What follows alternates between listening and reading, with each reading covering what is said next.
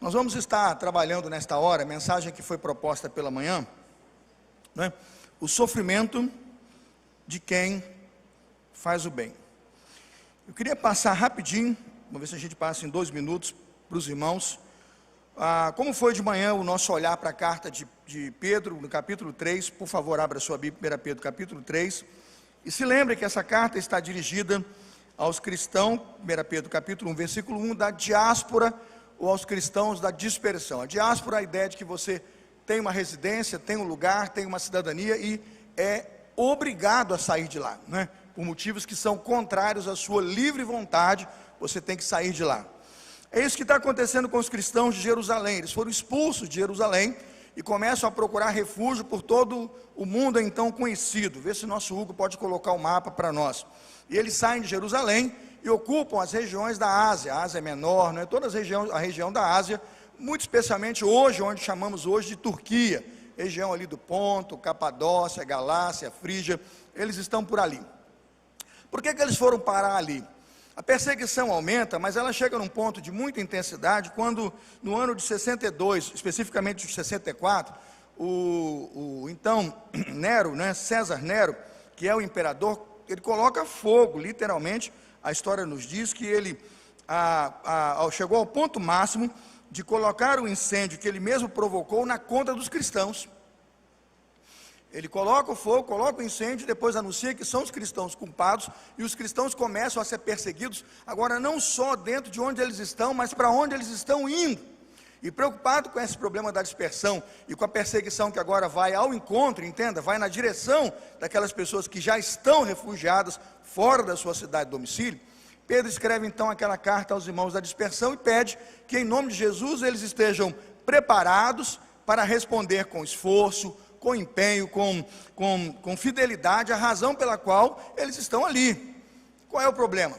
A pergunta que o vizinho faz para quem está chegando, por exemplo, lá na Capadócia, no Ponto, na Frígia, é: o que é que você de Jerusalém está fazendo aqui? Eu saí de lá porque eu sou cristão e eles não querem cristãos lá.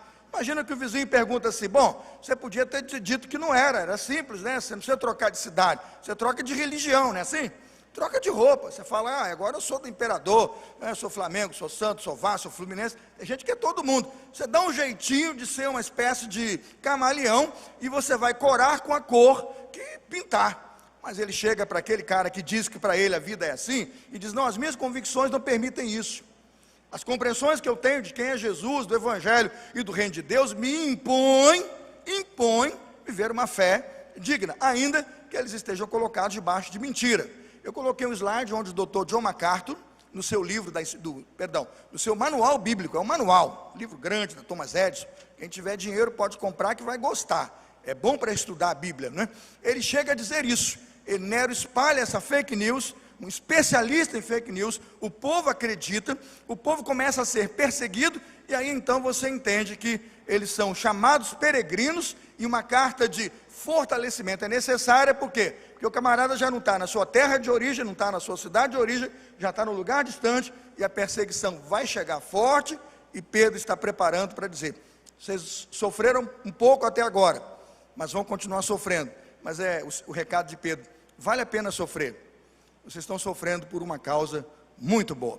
E é isso que eu queria que você então pudesse agora comigo pensar nessa noite sobre o tema: o sofrimento de quem faz o bem. Quem faz o bem não tem vida fácil, não, paga o preço de sofrer, mas sofre por fazer a coisa certa. Não pense que não tem sofrimento bom.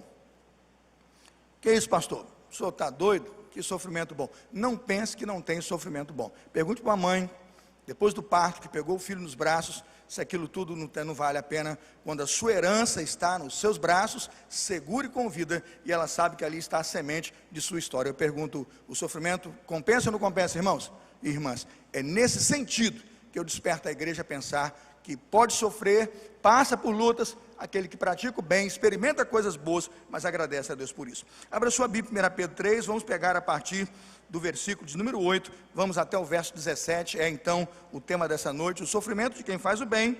1 Pedro 3, de 8 a 17, vamos ler a palavra do Senhor? Acompanhe comigo a leitura, bem silenciosa, bem reverente, porque estamos na casa de Deus. Vamos juntos? Acompanhe, eu vou lendo, os irmãos vão acompanhar aí. Eu vou ler na NVI, a versão ali muito mais aplicada e interessante à nossa ao nosso trabalho dessa noite. Quanto ao mais, tenham todos o mesmo modo de pensar, sejam compassivos, amem-se fraternalmente, sejam misericordiosos e humildes. Não retribuam mal com mal, nem insulto com insulto. Ao contrário, bendigam, pois para isso vocês foram chamados, para receberem bênção por herança. Pois quem quiser amar a vida e ver dias felizes, guarde a sua língua do mal e os seus lábios da falsidade. Afaste-se do mal e faça o bem, busque a paz com perseverança. Porque os olhos do Senhor estão sobre os justos, e os seus ouvidos estão atentos à sua oração, mas o rosto do Senhor volta-se contra os que praticam o mal. Quem há de maltratá-los, se vocês forem zelosos na prática do bem? Todavia, mesmo que venham a sofrer, porque praticam a justiça, vocês serão felizes. Não temam aquilo que eles temem, não fiquem amedrontados. Antes, santifiquem a Cristo como Senhor em seu coração. Estejam sempre preparados para responder a qualquer pessoa que pedir a razão da esperança que há em vocês. Contudo, façam isso com mansidão e respeito, conservando boa consciência, de forma que os que falam maldosamente contra o bom procedimento de vocês, porque vocês estão em Cristo, fiquem envergonhados de suas calúnias. É melhor sofrer por fazer o bem, se for da vontade de Deus, do que sofrer por fazer o mal. Pois também Cristo sofreu pelos pecados, uma vez por todas, o justo pelos injustos, para conduzir-nos a Deus. Ele foi morto no corpo, mas vivificado no Espírito, no qual também foi e pregou aos espíritos em prisão. Vamos orar? Deus bondoso, nós agradecemos a sua palavra que é lida neste lugar. Nós a entendemos como palavra revelada, já, ó Deus, dirigida e autorizada pelo seu Santo Espírito. O que pedimos agora, ó Deus, é que por iluminação e obra do seu Santo Espírito, sua igreja possa compreender a Sagrada Escritura e possa anunciá-la como verdade àqueles que nos ouvem nessa noite. Nós queremos hoje, como mensageiro, ser o instrumento. Pedimos que o seu Espírito Santo seja o iluminador e o capacitador, e que Jesus Cristo seja Senhor e aquele que resgata e salva os que estão nesse lugar. É a nossa oração e fazemos em nome de Jesus. Amém. A sua pergunta é então, por que sofremos? Sofremos porque muitas vezes Deus tem um plano no nosso sofrimento. Pensa comigo que a perseguição de Nero, a fake news de Nero, a mentira de Nero, na verdade, são uma obra extremamente satânica, uma coisa terrível. Como preguei pela manhã, foi também aquela questão dos irmãos venderem José para o Egito escravo e mentir para o seu pai. Agora entenda que por trás de todo esse desconforto, José diz: vocês queriam o mal sobre a minha vida e Deus o fez para o bem. Há males que vêm para o bem. Quando veja aquele povo indo para a dispersão, você verá que não há maior tempo de crescimento e evangelização naqueles lugares. O maior grupo de missionários fiéis foi para Frígia, Ponto, Capadócia, todos aqueles lugares, e as igrejas se fortaleceram, porque aquela gente foi obrigada a sair do conforto da cidade onde estava, para morar fora, numa outra região, e lá, naquela região, testemunhou como nunca do Evangelho de Jesus. Quando você passar por um vale difícil, por uma hora de sofrimento, não fique, Senhor, não é? Por que, Senhor? Por que, Senhor? Mas pergunta, para quê? Para que o nome dele seja glorificado. Para quê? Para que você dê testemunho da sua vitória, do livramento. Para quê? Para que as glórias, as vitórias e o nome do Senhor seja conhecido entre todos os povos, raças, tribos, línguas e nações. Amém, irmãos? Deus às vezes espalha uma torre de Babel e uma confusão, porque precisa espalhar aquela gente quer ficar às vezes acomodada, e a perseguição tinha ali um objetivo claro. C.S. Lewis, eu coloquei no slide, em sua obra comum sobre a questão do crescimento da igreja, ele diz o seguinte: Deus sussurra em nossos ouvidos por meio de nosso prazer, fala-nos mediante nossa consciência, mas clama em alta voz por intermédio do que, irmãos? De nossa dor. Este é seu megafone para despertar o homem surdo. Por isso que você diz que C.S. Lewis diz que o sofrimento é o megafone de Deus. É essa citação inteira aí que você está lendo agora. E é mesmo, irmãos. Quer botar um sujeito para chamar o nome de Deus e pedir Deus tem misericórdia, Deus socorro, é colocar alguma provação. Você acorda, bota lá rapidamente o termômetro do filho, deu lá 40, você, nome de Jesus, abraça e tal, Deus meu Deus, e começa a correr. Agora, se está tudo bem, né? Você vai ver televisão, novela, porcaria, um monte de coisa. Agora, vem a aprovação, e joelho no chão, e clama o nome de Deus, e Bíblia nele, Salmo 91, Salmo 46, não é assim? Salmo 23, eu digo, por isso eu entendo que o sofrimento tem sim o megafone de Deus. Quando olho para um texto como esse, a grande resposta que faço àqueles que estão então na dispersão e vão receber as tropas da perseguição, e vão receber já depois de terem sofrido agora ainda maior e intensa perseguição, é de que nosso Deus tem um plano com o seu sofrimento e tem um projeto até para a sua vida social. Primeiro ponto, pode colocar o slide. Como é que é a vida social do cristão no meio do sofrimento? Como é que deve ser a vida social e a postura social? Estou falando espiritual não, o dia a dia. Como é que é o dia a dia de um cristão quando ele passa por provação? Pensa, o mundo, na sua lógica aí de coach, vai dizer, se a tropa da perseguição vai chegar, compra, né, o governo então atual queria liberar, compra um R15, um 38, né, assim, até o nome do partido, compra um 38, um R15, faz um treinamento, bota uma barricada, quando o inimigo chegar, dá tiro neles. Essa é a estratégia de muita gente, né? Pagar o mal com o mal, violência com violência, e tentar resolver o seu problema ferro e fogo. Essa é a estratégia, a estrutura do mundo, e a gente acha que vai salvar o mundo com essas ideias, entendo, brilhantes que estão por aí, sobre como se salvar no meio do sofrimento, no meio da perseguição. Eu gosto do Evangelho, que o Evangelho ensina como a vida pode ser mudada, entenda, de verdade.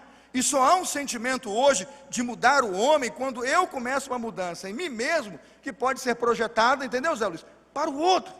Veja o capítulo 3, o versículo 8, e entenda como Deus nos chama a uma mudança de vida. Veja lá, capítulo 3, versículo 8. Seja compassivo, não é?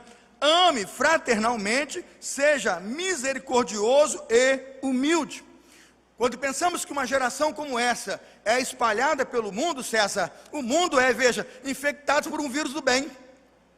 O mundo é infectado, veja, por uma propagação de coisas boas, não é? Não é uma pandemia, não é uma peste, não é um pecado, não é uma doença, são pessoas boas, que praticam coisas boas, que estão respondendo de forma boa na sociedade onde estão vivendo.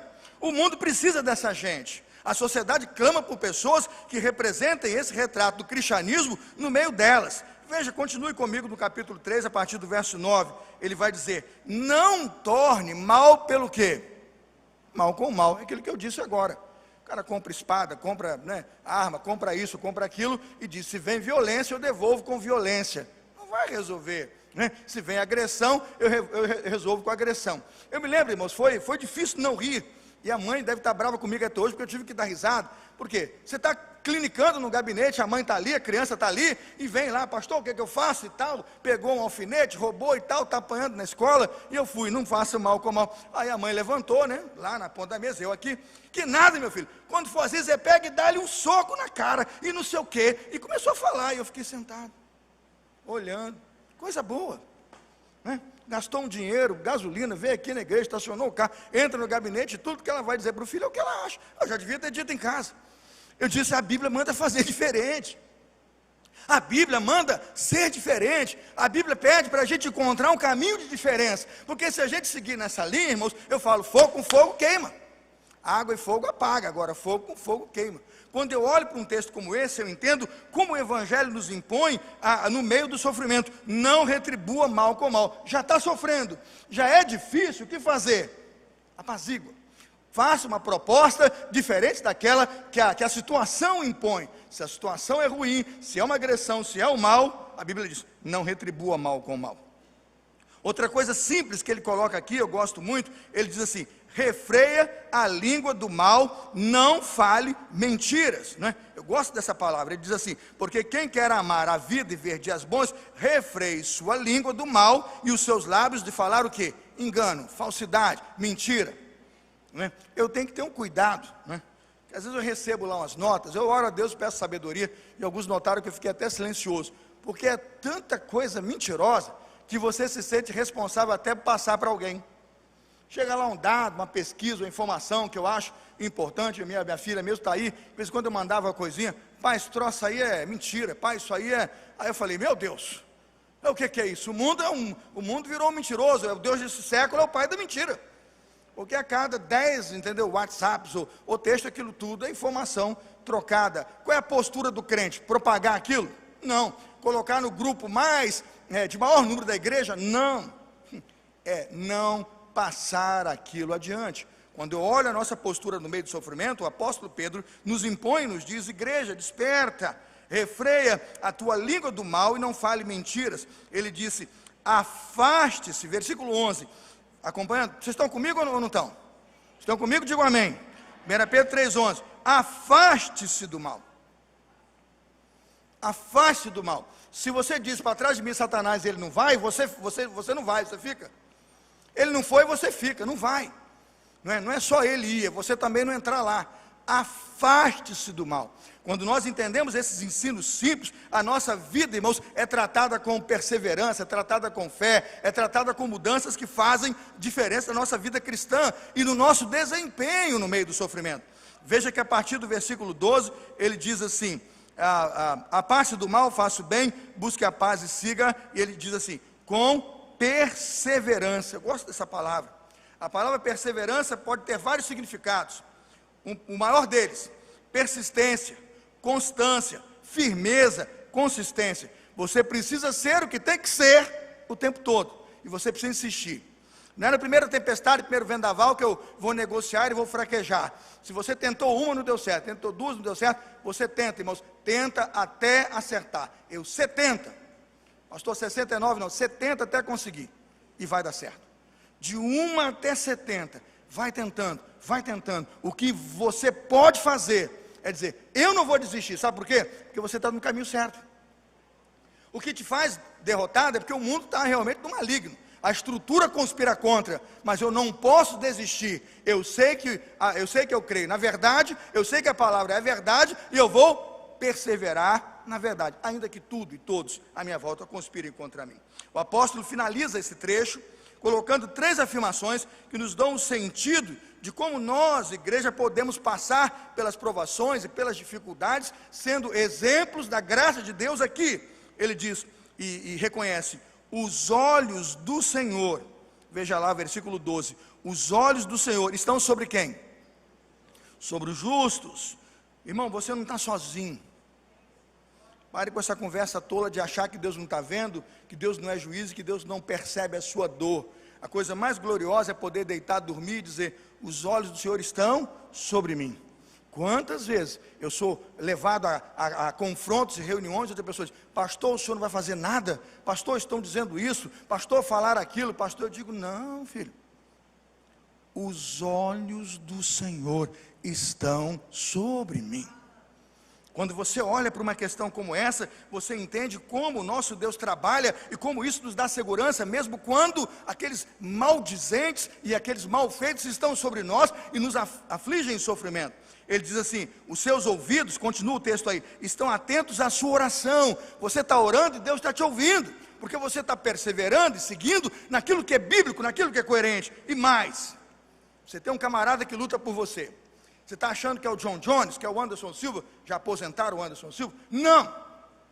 Viu, Luciano? O camarada que luta por nós e que luta as nossas lutas, está aí no versículo, diz: ele se volta contra os maus.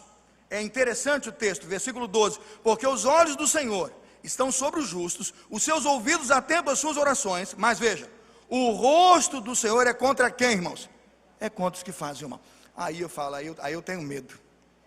Aí eu tenho medo, sabe, Cátia, Regina, eu digo: Deus, eu vou ficar do lado certo, porque eu não quero estar face a face com um Deus que olha contra aqueles que estão do lado errado. Eu quero estar do lado de Deus, debaixo das bênçãos do Senhor. Sabe, irmãos, o primeiro ponto é que você pratique, do versículo 8 ao versículo 12, tudo isso como posturas espirituais, como posturas, na verdade, posturas sociais, de viver em sociedade, de viver bem, que são orientações do apóstolo Paulo para a igreja da dispersão, de como ele deveria viver em sociedade no meio do sofrimento. Segundo ponto, o apóstolo Pedro diz assim: agora, se você tem posturas sociais, entenda, você tem posturas espirituais. Dá uma olhada no verso 13 agora, abra sua Bíblia. Verso 13, 14, 15 e 16. Dá uma olhada, 13, 14, 15 e 16, acompanhe. Quem há de maltratá-los se vocês forem zelosos na prática do bem? Todavia, mesmo que venham a sofrer porque praticam a justiça, vocês serão felizes. Não temam aquilo que eles temem, não fiquem amedrontados. Vou lendo aos poucos a explicação do texto. do versículo 13 ao verso 16, o que Pedro está dizendo, e você pode continuar acompanhando aí, é que a postura espiritual, se o primeiro bloco, de 8 a 12, é a questão social e a prática do relacionamento pessoa a pessoa, aqui é do homem com Deus, é de como o homem deve encarar o Senhor e receber do Senhor a direção para seu espírito e para sua fé. Quando fazemos o bem, dificilmente seremos perseguidos, é fato, mas Pedro diz, mas se formos, ele diz, que seja por fazer a coisa certa. Dá uma olhada no versículo 14. Mas também se padecerdes por amor da justiça, sois o quê? Bem-aventurados. Eu coloquei aqui, todavia mesmo que venham a sofrer, porque praticam justiça, vocês são felizes. Coisa boa. Eu coloquei o verso 17, dá uma olhada no verso 17, que é a parte final, mas eu já vou aplicar agora. Verso 17, porque é melhor padecer fazendo o bem, se for a vontade de Deus, do que fazer o quê? O mal. Agora o versículo chave, para mim, e porque eu decido que a minha postura espiritual é pelo bem, pela palavra de Deus e pelas coisas de Deus, é o versículo do capítulo 2, verso 20, dá uma olhada. Capítulo 2, verso 20. Aqui, irmãos, não tenho dúvida, não preciso exegese, saber grego, nada. Eu leio e entendo. Olha o que o texto diz, 1 Pedro 2, 20. Diz assim, porque que glória será essa, se pecando você é esbofeteado e sofreu? Pensa lá comigo. Você pegou lá, doutor Alexandre, o negócio lá no hospital, roubou, saiu, o pessoal te pegou, levou para fora e ó, chinelo em você. É ruim. Você roubou mesmo, pegou lá um negócio, a população está cansada de ver o pessoal roubando, né? E vai para fora, e aí vem mal com mal, está errado. Mas estou dizendo, mas você está sofrendo, porque você está sendo espancado. Ele fala, vai sofrer por isso? Vai sofrer porque pegou o negócio errado? Vai sofrer porque pegou um negócio que não é seu? Vai sofrer porque disse que não devia? Vai sofrer porque sei lá o que você está fazendo de errado? Por favor, não sofra por isso não. Entendeu? Ele está pedindo, pelo amor de Deus, já temos que sofrer, sofra pelo que é bom. Faça valer a pena. Quando eu olho para um texto como esse, eu entendo então que o sofrimento tem sentido sim. Ele diz assim, versículo 20, mas se vocês suportam o sofrimento por terem feito, pode seguir, o bem, isso é o que, irmãos? Louvável a Deus. O camarada está sofrendo porque ele chegou na cidade dele, todo mundo lá montou um centro diabólico lá para Satanás, e ele é crente, expulsaram ele, queimaram a casa dele, ele sai orgulhoso. Não era para mim, entende o que eu estou dizendo? Aquilo não é para nós, e eu vou para outra cidade, eu vou para um lugar onde Deus me quer, porque naquele lugar eu já não sou bem-vindo, mas eu vou sofrer pelo que vale a pena sofrer, isso é louvável. Ao terminar essa mensagem, você pergunta, por que esse sermão hoje, pastor? Porque tem muita gente sofrendo, mas é preciso sofrer, irmãos, pelo que vale a pena. Terceiro e último lugar, você pergunta, por que o sofrimento do crente é bom? E eu posso dizer que com o meu sofrimento eu louvo a Deus, porque louvo a Deus quando sofro com atos de justiça. Porque, irmãos, a alegria do cristão no meio do sofrimento é notória. Não tem como não perceber um cristão que passou perseguições, duras provas, sofreu por causa do Evangelho e que não se alegrou depois disso ao ver um Deus fiel e ver nele a fidelidade a Deus. Versículo 17 e 18 diz assim, é melhor sofrer por fazer o bem, se for da vontade de Deus, do que por fazer o mal. Por quê? Pois também Cristo sofreu pelos nossos pecados. Verso 18, uma vez por todas, morreu o justo por quem? Pelos injustos. Cristo morreu pela coisa certa. Aos olhos do mundo, o maior ato de justiça foi a morte de Jesus na cruz. O maior ato de injustiça, um justo ser morto porque não fez nada. Mas o maior ato de justiça, sofreu pelo bem de todos nós. Vocês entenderam? Levante sua mão aqui, quem foi perdoado pela morte de Jesus, pelo sangue de Jesus, levante a mão. Entenderam? O sofrimento maior da humanidade, o maior sofrimento, louvou a Deus e glorificou o seu nome. O que eu estou dizendo? Que quando o seu sofrimento espelha e imita a morte de Jesus, as pessoas são abençoadas. Exatamente o que eu estou dizendo.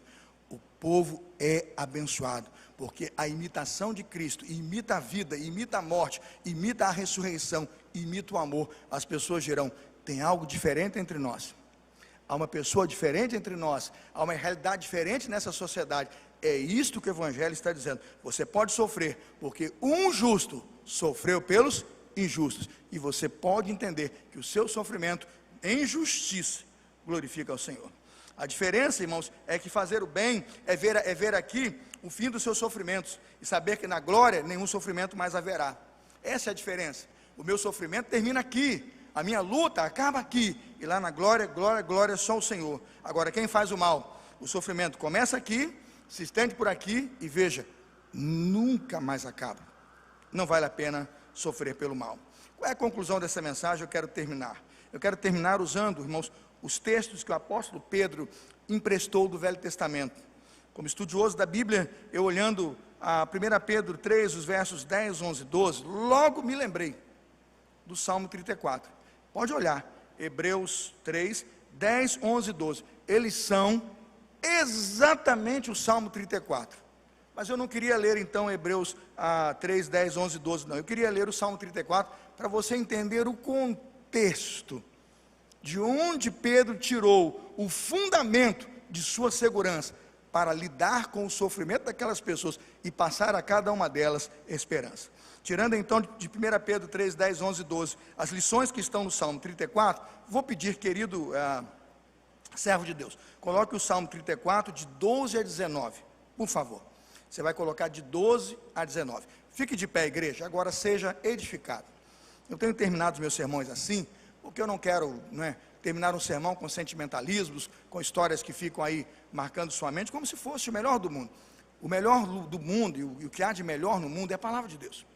E quando eu olho para uma escritura como essa, eu entendo por que Pedro pega lá do salmista Davi essas expressões de 3 versículos e as coloca lá para a comunidade que está sofrendo. Irmãos, que sentido eu achei para a minha vida quando li esse salmo. A pergunta que eu quero fazer para terminar o sermão: quem de vocês, é Davi perguntando, quem de vocês quer amar a vida e deseja ver dias felizes? Levanta a mão, quem deseja? Aí. Essa pergunta Pedro fez para aquela comunidade que vai ser invadida e viu, Luciano, cor ia pegar.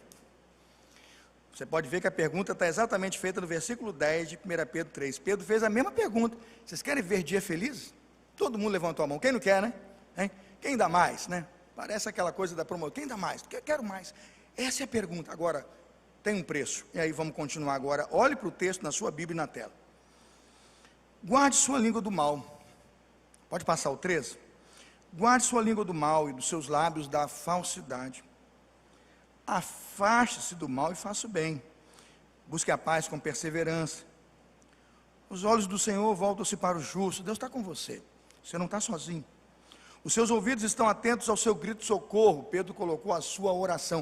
O que você está pedindo, Deus está te ouvindo. Fique firme. O rosto do Senhor volta-se contra os que praticam o mal. Você tem um aliado, ele está lutando por você. E ele não gosta de quem não gosta de você. Coisa linda. Quando você toma posse disso, é um sentimento de que um exército está lutando por você, né? Para apagar da terra, irmãos, Deus vai apagar. Isso Pedro não colocou lá não. Apagar da terra a memória deles. Veja o 17. Os justos clamam, o Senhor os ouve e os livra de todas as suas tribulações. Vamos juntos ler esse versículo? Volta o 17, vamos juntos. Os justos clamam, o Senhor os ouve e os livra de todas as suas tribulações. Eu não tenho maior esperança para dar para o irmão terminar esse culto e o irmão enfrentar essa semana do que eu estou dizendo aí. Isso é Bíblia. Quem crê nessa promessa, diga amém. Então descanse. Eu queria cantar, eu vou construir. Se der, eu queria cantar, eu vou construir. Eu sinto, eu vou construir. Os justos clamam, o Senhor os ouve, livra de todas as suas tribulações. 18. O Senhor está perto dos que têm o coração quebrantado e salvos de espírito abatido. Agora, interessante, irmãos, 19, coloca o 19. Vamos ler o 19 todos juntos? O justo passa, todos juntos, mais uma vez, todos juntos. O justo passa.